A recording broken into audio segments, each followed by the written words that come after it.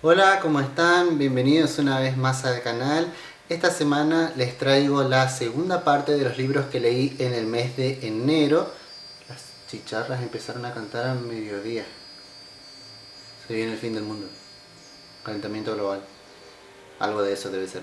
Bueno, que vamos a hablar de los 7 libros más que leí en la segunda parte del mes de enero. Así que bueno, vamos a empezar uno por uno.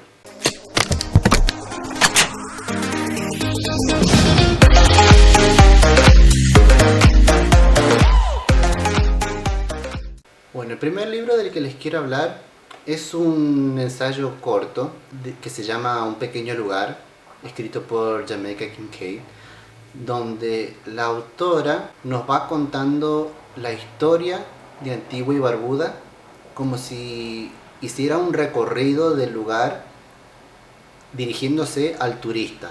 ¿Sí? Es como si fuera que vos llegás a la isla y el recorrido que haces desde que llegás al aeropuerto hasta el hotel en el que te vas a hospedar, ella te va contando a qué lugar es tal cosa, la historia de tal edificación es esta, en aquel lugar sucede tal cosa, aquello que ves allá es esto otro, y a medida que nos va narrando todo esto te vas enterando de la historia del lugar, de la política, va haciendo comentarios, críticas sociales que tienen mucho que ver con el racismo, con la corrupción del lugar, con la visión del turista por parte de los locales. Habla mucho acerca de la herencia que les ha dejado la colonización y es un libro que está cargado de indignación y de bronca y de molestias que vienen de años y años y siglos,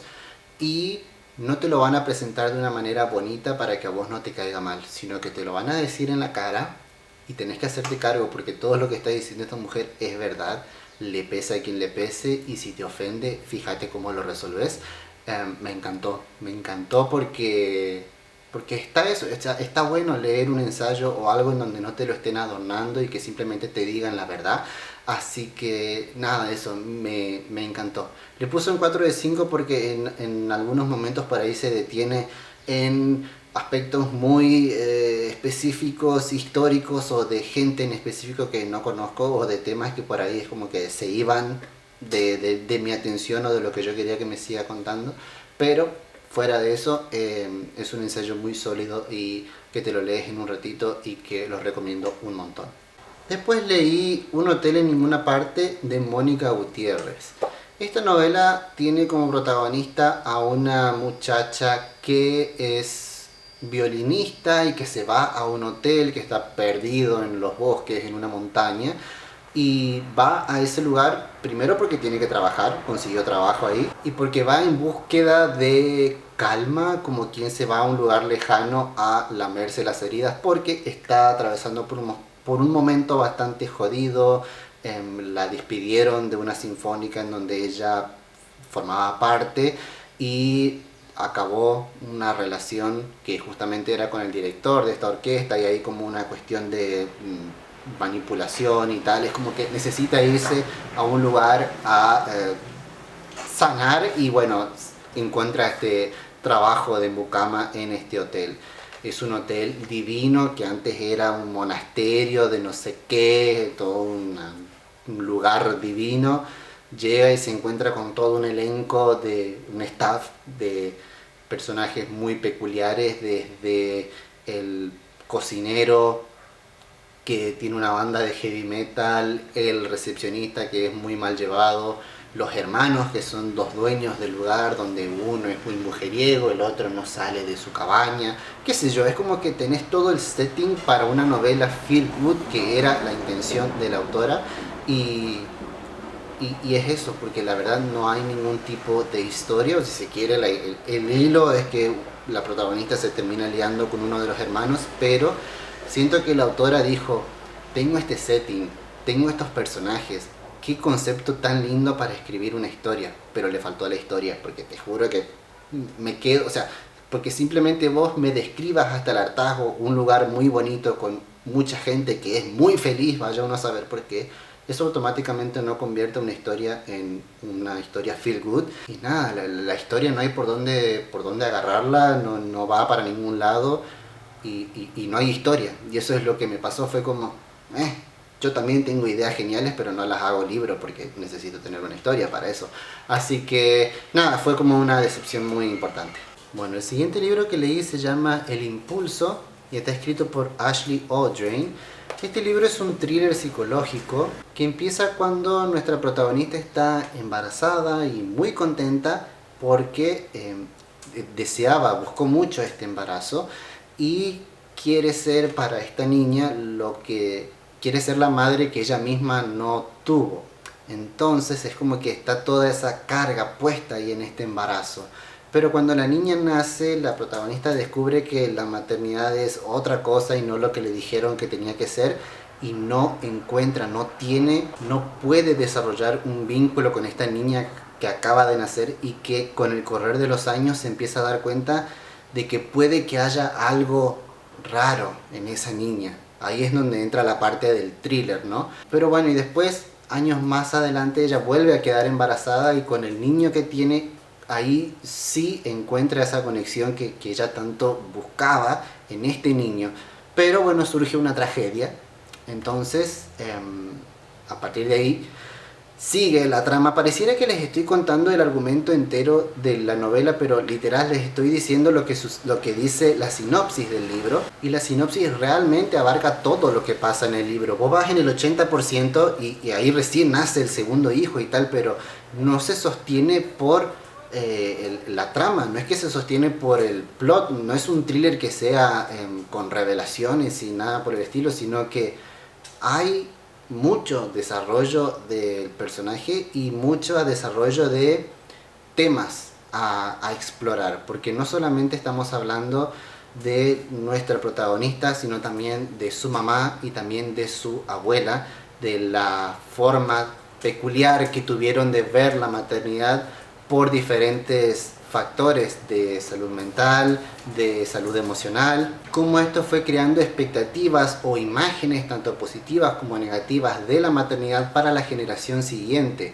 y cómo se explora todo eso me parece muy interesante, además de que por supuesto se habla de toda la parte oscura, si se quiere, de la maternidad, personajes que constantemente están lidiando con la parte fea, con esa parte que no se habla, con esta glorificación a veces que hay de la maternidad, ¿no? Acá te muestran otra parte, además de que también se aborda mucho el duelo por un hijo y tal, y es un libro muy interesante, muy triste al mismo tiempo, porque si a mí algo que me dejó esta historia fue triste y espantado al mismo tiempo, porque no deja de ser un thriller psicológico y hay situaciones, momentos que te generan mucha ansiedad, que te generan mucho miedo también, sobre todo este miedo que viene de que nadie te crea, que la gente crea que estás siendo paranoico y que lo que vos crees que está pasando no está pasando cuando en realidad sí está pasando, que para mí es de lo peor que te puede pasar. Sé que es un libro bastante pesado y sé que quizás no todo el mundo le puede llegar a gustar, sobre todo porque sé que cuesta generar empatía con la protagonista porque toma decisiones que no comparto, que la mayoría de las personas no van a compartir, pero que la intención del libro no es que ella te caiga bien tampoco, creo, sino simplemente mostrártela como humana y con todo el bagaje que tiene, mostrarte por qué actúa como actúa y por qué le pasan las cosas que le pasan. La verdad es que me sorprendió un montón. Sé que es el thriller del momento y sé por qué es el thriller del momento. La verdad es que pensé que me iba a encontrar un chasco o algo así como eso de es popular y no entiendo por qué, pero en este caso entiendo por qué. No es perfecto ni mucho menos, tiene sus cosillas por aquí y por allá, pero la imagen completa es una historia que vale la pena leer. El siguiente libro que leí fue La Buena Tierra, de Pearl S. Buck. Lo leí en lectura conjunta con Nelly de Mundo Forbit y es el primer libro de una trilogía. Nos enteramos ya cuando lo empezamos a leer y es una saga familiar. Está ambientado en la China precomunista y bueno, es la historia de una familia. Y justamente la historia arranca cuando el protagonista, Wang Lun, se casa con su esposa Olan y a partir de ahí empiezan a trabajar la tierra Ellos viven de eso, viven de la cosecha y tal. Y a partir de ahí arranca todo un dramón chino con todas las letras. Va sobre cómo esta familia tiene sus altibajos con las buenas cosechas, las malas cosechas, los hijos que empiezan a nacer, los hechos históricos que empiezan a intervenir y todo esto, bueno, te vas enterando, ¿no?, un poco de la historia, te vas enterando un poco de la cultura. No es que te la van explicando, no es un libro que te dé a cucharadas tipo en China se hacía esto, la tradición era esta, no, simplemente te muestran los hechos y vos vas sacando tus conclusiones y te vas enterando sobre la marcha. Y me pareció genial. Y es una historia que no te da respiro literal, porque es un hecho tras otro, tras otro, tras otro, tras otro. No se va por las ramas, no se detiene en descripciones, en ambientarte. Realmente tenía una historia para contar la autora y te la cuenta. Pasa esto, pasa lo otro, tal y tal. Es un libro relativamente corto, o estándar si se quiere, pero como yo lo leí en digital, no tenía idea de la cantidad de páginas que podría llegar a tener, pero a mí me dejó la impresión de que leí un libro de 800 páginas, porque la trama abarca muchos años y muchas cosas que pasan adentro, así que no es un libro aburrido para nada y se lee rapidísimo. Me encantó. Por supuesto, está esta... no es obstáculo, pero sí como podríamos decirle desafío o hasta algo interesante, ¿no? Como es la experiencia de leer una historia así a través de los lentes de nuestra cultura y que se armaban varios comentarios, ¿no?, debates acerca de cómo, sobre todo, el personaje principal nos parecía un ser completamente detestable, pero porque lo estábamos viendo desde el lente de nuestra cultura y desde una mirada muy contemporánea, ¿no?, donde al mismo tiempo hacíamos comparaciones acerca de cómo dentro de todo el machismo que había, ¿no?, en la cultura china en esa época, el personaje principal era como completamente deconstruido, si se quiere. Imagínate lo que era eso. Así que la verdad es que me encantó, me pareció un libro muy interesante. Los siguientes 3 libros de los que les voy a hablar todavía no están en español, así que les doy el aviso de antemano por si por ahí no quieren escucharme hablar de libros que no saben si van a poder leer o no. Así que de todos modos, antes de que tomen una decisión y se vayan de este video, les recuerdo que suscribirse al canal es gratis y me están apoyando y yo les voy a dar las gracias. Y cualquier cosa pueden seguirme en Instagram, que es la única red social fuera de YouTube en donde me pueden contactar, así que les dejo el dato, pero se pueden quedar si quieren igual. Bueno, los primeros 2 libros forman parte de una misma serie. No sé si será solamente una bilogía o si saldrán más novelas cortas dentro de este mundo, pero de momento estas son las 2 que están publicadas y son las 2 que yo leí. La primera es The Empress of Salt and Fortune y When the Tiger Came Down the Mountain, escrito por Guy Bow. La verdad no tengo idea cómo se pronuncia, no busqué cómo se pronuncia, eso es algo que no tienen que hacer, siempre busquen cómo se pronuncian los nombres de los autores, no me sigan el ejemplo.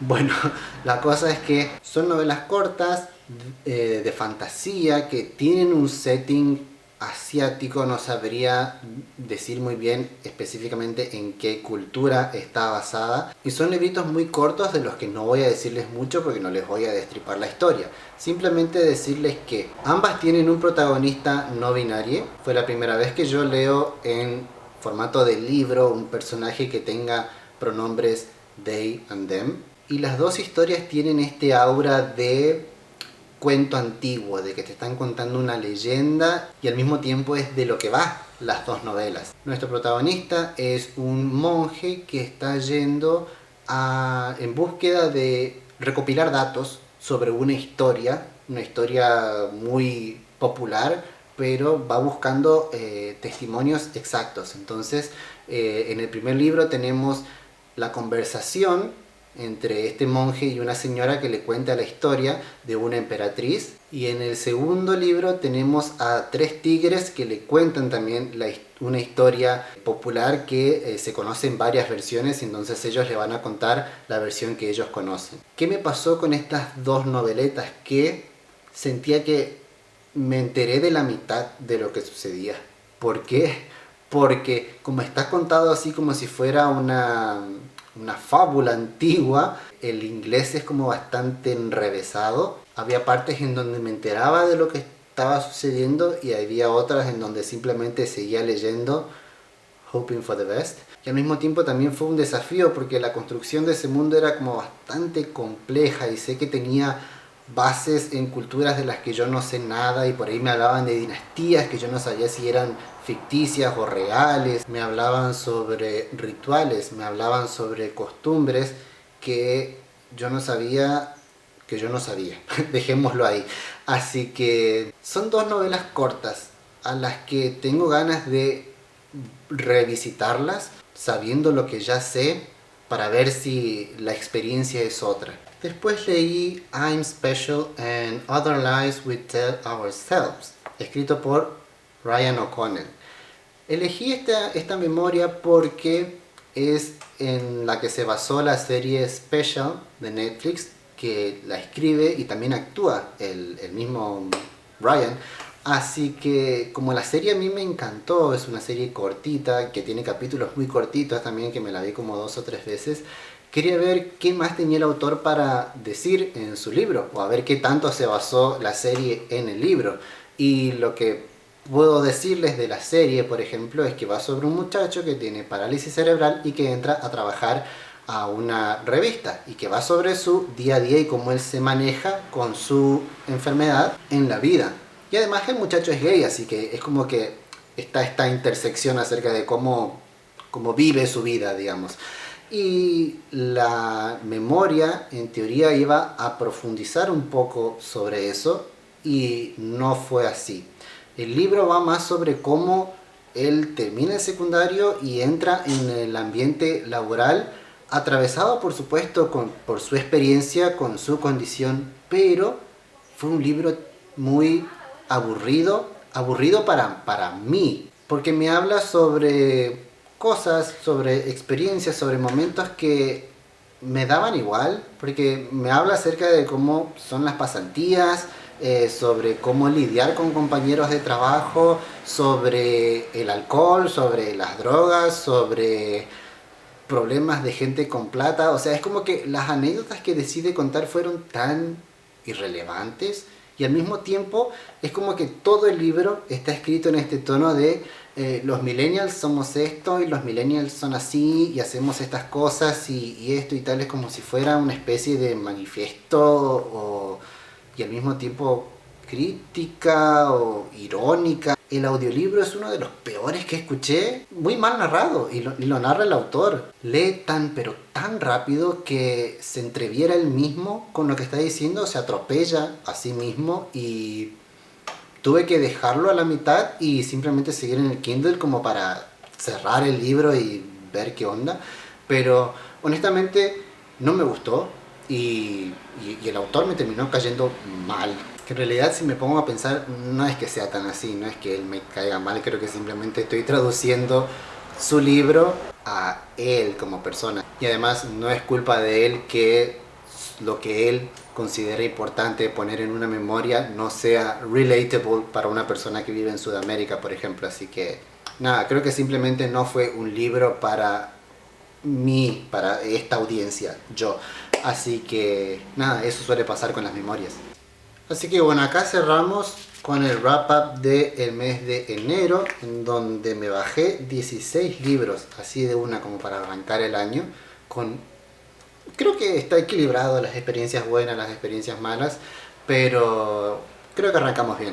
Ustedes me dirán cuál les pareció más interesante, si ya leyeron alguno de estos, si les picó la curiosidad de alguno. Los estoy leyendo en los comentarios, como siempre, y nos vemos el sábado que viene en otro video. Chao.